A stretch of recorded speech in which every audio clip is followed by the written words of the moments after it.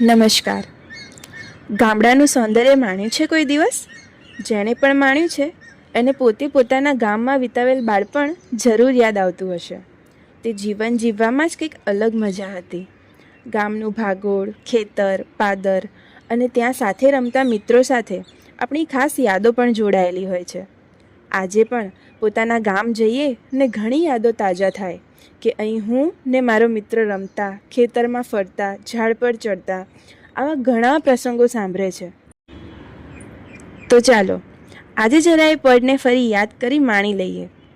આ જુઓ, આ છે નવેરી, જેને આપણે સાંકડી ગલી પણ કહી શકીએ. આ હતો આવવા જવાનો રસ્તો. આ છે ઘંટીનું પડ, જેમાં બધા અલગ અલગ અનાજ દળાતા.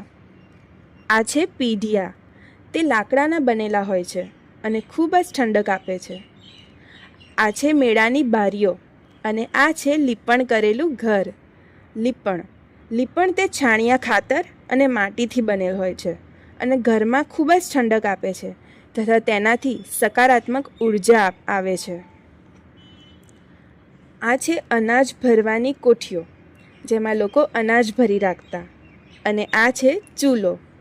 ચૂલામાં બનતું રાંધણું આજે પણ તમને યાદ જરૂર આવતું હશે, હે ને?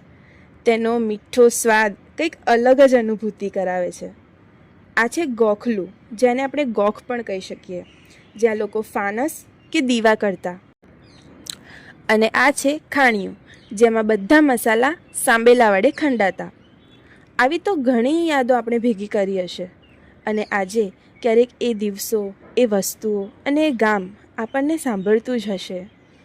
પહેલાંના જમાનામાં ઘરમાં વિવિધ કામ કરવા માટે આવી અદ્ભુત કલાત્મક વ્યવસ્થાઓ હતી, જે આજે લુપ્ત થવા તરફ જઈ રહી છે.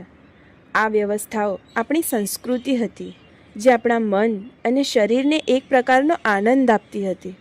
ક્યારેક ગામડે જવાનું થાય તો આ બધું જરૂર જોજો અને માણજો. ધન્યવાદ.